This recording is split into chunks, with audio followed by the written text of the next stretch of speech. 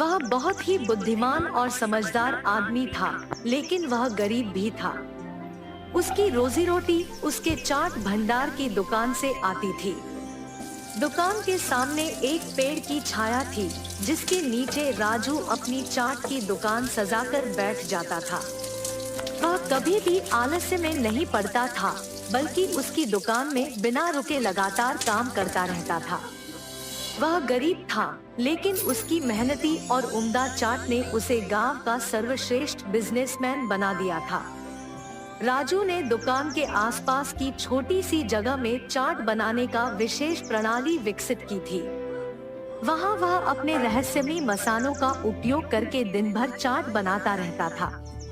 वह जानता था कि उसकी चाट में उसके मसालों के अलावा भी कुछ खास बातें होती है, जो उसकी चाट को अन्य चाटों से अलग बनाती है।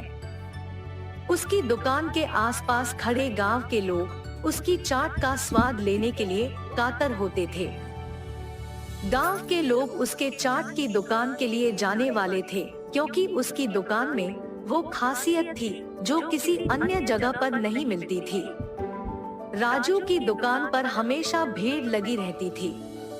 वह अपने चाट और पानी पूरी के साथ एक खास मसाला मिलाता था, जिसके बिना चाट का स्वाद अधूरा लगता।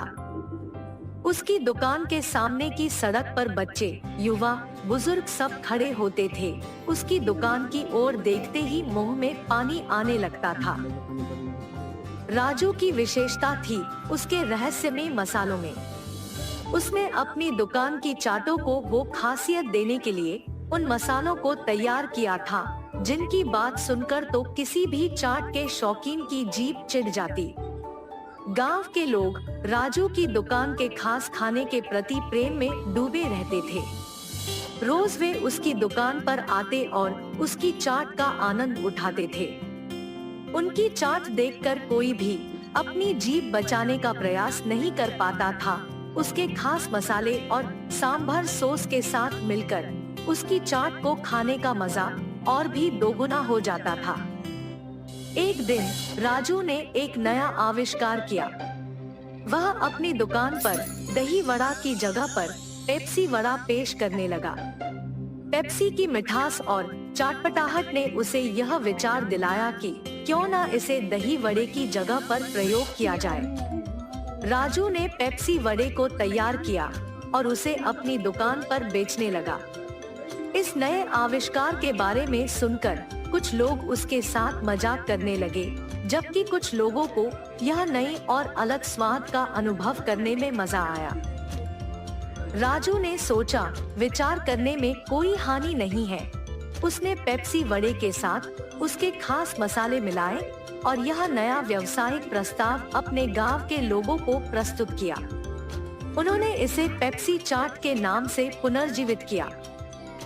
पेप्सी चाट की खास मिठास, ताजगी और नयापन ने गांव के लोगों को प्रभावित किया।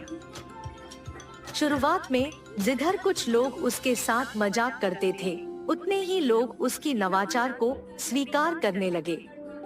धीरे धीरे पेप्सी चाट ने अपनी पहचान बनाई और गांव के लोगों की पसंद बन गई। राजू की दुकान में गांव के लोगों की सड़कों पर खड़ी भीड़ अब भी उसकी खास मसालों की खुशबू से महकती रहती थी, लेकिन अब उसके चाट की दीवानगी का दूसरा नाम पेप्सी चाट।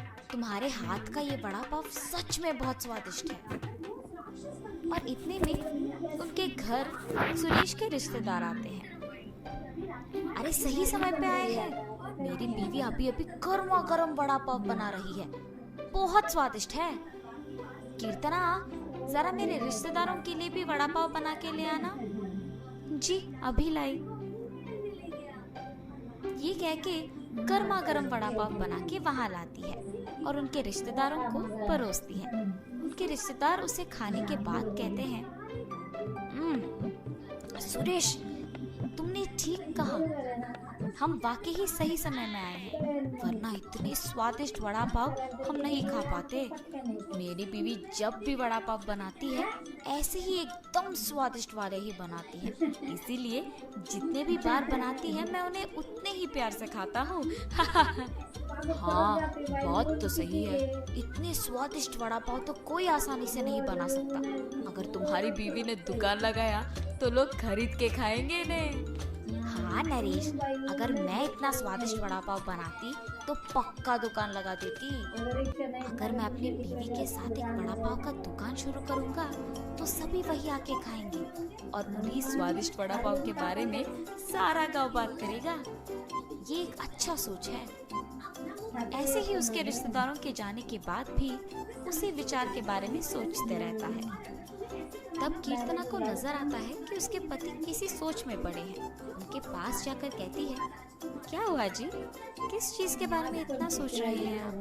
कीर्तना, तुमने तो सुना है ना कि मेरे रिश्तेदारों ने क्या कहा, हम हमारे घर के सामने ही एक वड़ा पाव का दुकान लगाएंगे। तब मेरे रिश्तेदारों के ही तरह इस गांव के सारे लोग उसी के बारे में बात करेंगे। ठीक है, आपके विचार के अनुसार ही हम वड़ा पाव बना के बेचेंगे, लेकिन आपको अब से ऐसी बेवजह गर्व की बातें करना बंद करना पड़ेगा। अगर आप इसी बात को मानकर अपने बर्ताव को बदलने का वचन देंगे तो ही हम ये व्यापार शुरू करेंगे। हाँ, अब अगर मैं अपनी बीवी की बातों को नहीं मानूंगा तो वो शायद व्यापार शुरू करने के लिए नहीं मानेगी और मेरे ख्यालों के अनुसार कुछ नहीं होगा। ठीक है कीर्तना, तुम्हारी इच्छा के ही अनुसार मैं अपना बर्ताव बदलूंगा। हम कल से ही वड़ा पाव बना के बेचेंगे। और ऐसे ही वो बाहर जाकर वड़ा पाव की तैयारी के लिए जरूरी सामग्री लेकर आता है और अगले दिन नरेश उनका दुकान शुरू करके उसकी बीवी को वड़ा पाव बनाने के लिए कहता है। कीर्तना उसके पति के बातों के अनुसार ही वड़ा पाव बनाना शुरू करती है। स्वादिष्ट और गर्मा गर्म वड़ा पाव, आइए बाबू आइए। ऐसे जोर जोर से चिल्लाने के कारण उस तरफ जाते हुए सारे लोग आकर्षित होकर उसके दुकान आते हैं और वड़ा पाव लेके उन्हें खाने लगते हैं। सुरेश, वड़ा पाव तो बहुत गर्म और स्वादिष्ट है। हाँ, अब तक मैंने इतने स्वादिष्ट वड़ा पाव कहीं नहीं खाया है। हाँ, मेरी पत्नी बहुत अच्छा वड़ा पाव बनाती है, उसकी तरह तो और कोई नहीं बना सकता है। ऐसे उनको वड़ा पाव देकर उनसे पैसे लेता है। उस रात को जब बैठ के वो आए हुए पैसों की गिनती करने लगते हैं तो कीर्तना कहती है, अरे वाह, पहले ही दिन हमें लाभ आया है जी। निवेश के पैसों से ज्यादा पैसे तो हमने कमाया है। क्या सच में? अगर हमने ऐसे ही इसे बरकरार रखा ना तो जल्द ही हमारा बहुत बड़ा व्यापार बन जाएगा कीर्तना। हाँ, आप सही कह रहे हैं। पहले ही दिन उतने पैसे देख पति पत्नी दोनों खुश होते हैं। ऐसे ही वो हर रोज उनके सोच के मुताबिक वड़ा पाव बना के उसे बेचते हैं और कुछ ही दिनों में उनका व्यापार अच्छा चलने लगता है। मेरे सोच के मुताबिक ही हमारा व्यापार अच्छा चल रहा है। किसी और के दुकान में तो इतने लोग ही नहीं आते हैं। कुछ दिन पहले शुरू करने के बावजूद हमारा व्यापार बाकियों से बहुत बेहतर चल रहा है। और हमेशा की तरह सुरेश वापस बेवजह के गर्व में डूब जाता है और बाकियों को भी वही बातें सुनाते रहता है। उस दिन दुकान को आए एक आदमी को वड़ा पाव लाकर देता है। मैं यहाँ जब भी वड़ा पाव खाता हूँ बहुत स्वादिष्ट होता है, एक भी बार इसका स्वाद नहीं बदला। हाँ, आपने सही कहा, मेरी बीवी बहुत अच्छा वड़ा पाव बनाती है। नया व्यापार होने के बावजूद बाकियों से हमारा बहुत अच्छा चल रहा है। हाँ, ऐसे ही वहाँ मौजूद सभी से बात करता है और ऐसे ही बात करते हुए वो उन लोगों से पैसे लेना भूल जाता है। उसके पैसे ना लेने के कारण सभी वहाँ आके उसकी गर्व की बातें सुनकर पैसे दिए बिना चले जाते थे। कुछ दिन बाद सबको जब सुरेश की कमजोरी का पता लग गया तो वो वड़ा पाव मंगा के उसे खा के पैसे देने के लिए उसके पास जाकर वड़ा पाव के बारे में बात करना शुरू करते थे। सुरेश उनके बातों में पड़ के गर्व की बातें करता था और उनसे पैसे लेना भूल जाता था। और कुछ देर बाद वो लोग वहां से पैसे दिए बिना चले जाते थे। सुरेश के इस बर्ताव के कारण उनके व्यापार में नुकसान होता है और अचानक उनके सपने टूट जाने पर पति पत्नी दोनों बहुत निराश होते हैं। कीर्तना, मुझे माफ करो, इस सब का कारण मैं हूँ। मेरे इस झूठे गर्व के कारण ही सबको मेरी कमजोरी का पता लग गया और उन्होंने उसका फायदा उठाया। इसीलिए हमें अब नुकसान भुगतना पड़ रहा है। ऐसे कह के बहुत दुखी होता है। आपको अपनी गलती का एहसास हो गया, बस ये काफी है। अब से हम हमारा व्यापार ढंग से चलाएंगे। ठीक है कीर्तना। और तब से पति पत्नी दोनों उनका वड़ा पाव का व्यापार बहुत अच्छे से चलाते हुए